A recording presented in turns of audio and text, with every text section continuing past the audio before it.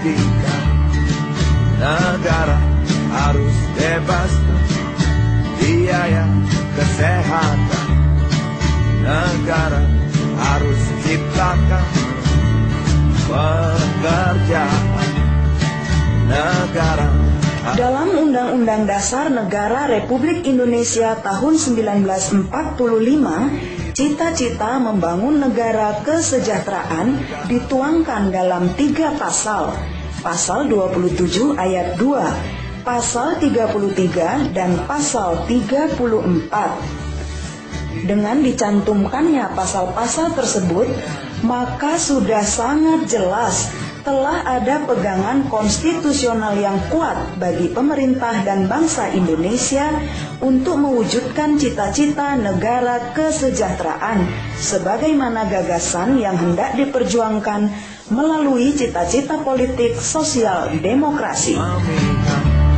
Itulah tugas negara. Nah, jadi negara kesejahteraan tidak bukan merupakan realisasi dari gagasan-gagasan sosial demokrasi. Inti dari negara kesejahteraan itu bisa diringkas dalam 3 ciri, dalam 3 sifat atau 3 watak. Pertama, bahwa negara itu tidak membiarkan warganya menjalani risiko-risiko sosial, miskin, bodoh, menderita, dan lain sebagainya. Jadi bisa disebut negara berlaku sebagai negara afirmatif. Jadi tidak membiarkan mekanisme pasar dan ketimpangan daya beli menjadi nasib yang permanen dari kelompok-kelompok sosial dari warga negara. Kebijakan negara, kebijakan pemerintah bersifat universal, artinya kebijakan yang ada itu dari semua untuk semua. Jadi tidak ada lagi misalnya hanya untuk orang miskin, tidak ada lagi misalnya hanya untuk orang kaya, karena kebijakan yang bersifat targeting itu menciptakan stigma, menciptakan perasaan hina kepada yang menerimanya. Nah, berbeda dengan negara kesejahteraan. Negara kesejahteraan memberikan pelayanan yang luas kepada semua, baik mereka yang mampu maupun mereka yang tidak mampu. Jadi universalisme. Ada usaha keras dari negara, dari pemerintah untuk meminimalkan kesenjangan sosial, kesenjangan gender maupun kesenjangan wilayah.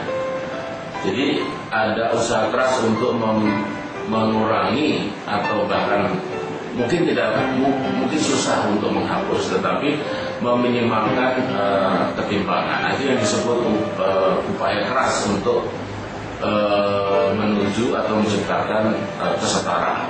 Tapi pengertian kesetaraan bukanlah kesamaan, bukanlah sama rasa, tetapi kesetaraan dalam peluang-peluang sosial ekonomi, kesetaraan dalam sumber daya publik, itu menjadi semua orang, semua golongan sosial memiliki kesetaraan kesempatan untuk memperolehnya.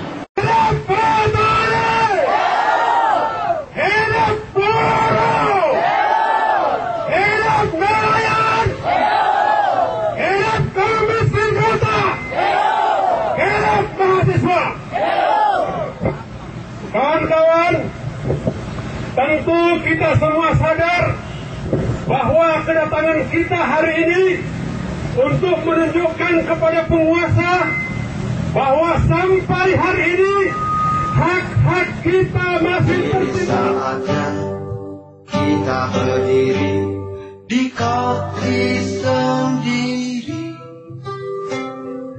berpijak bumi, berpayung langit, milik kita sendiri. Tetapi kesejahteraan rakyat bukan hanya bergantung kepada demokrasi dan kebebasan, namun juga pada semangat keadilan sosial. Dan kondisi ini tidak akan datang sendiri, harus diperjuangkan baik oleh rakyat maupun para pemimpin. Pikirkan mental anak jajahan dari jiwa kita.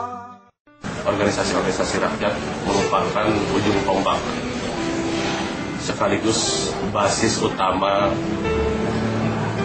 terjadinya praktek-praktek kehidupan yang berkeadilan dan berkesejahteraan ini. Kita bisa lihat di berbagai tempat, misalkan serikat-serikat perempuan, serikat-serikat petani, serikat-serikat buruh, serikat-serikat nelayan, masyarakat adat, dan organisasi-organisasi rakyat lainnya. Sesungguhnya mereka mengekspresikan satu kehendak, satu cita-cita, bahwa ketika susunan dan struktur masyarakat yang terjadi saat ini, satu struktur yang timpang, satu relasi yang kurang adil, mereka berusaha menjawab dengan melakukan reorganisasi terhadap struktur sosial yang ada. Kini cukup jelas bagi kita bahwa cita-cita sosial demokrasi di Indonesia atau sosialisme Indonesia, istilah yang digunakan Hatta, atau sosialisme kerakyatan, istilah yang digunakan Syahrir, memiliki akar dan pengaruh yang sangat kuat terhadap pembentukan dasar-dasar negara dan bangsa Republik Indonesia. Dan cita-cita sosial demokrasi yang berwujud pada negara kesejahteraan masih harus diperjuangkan.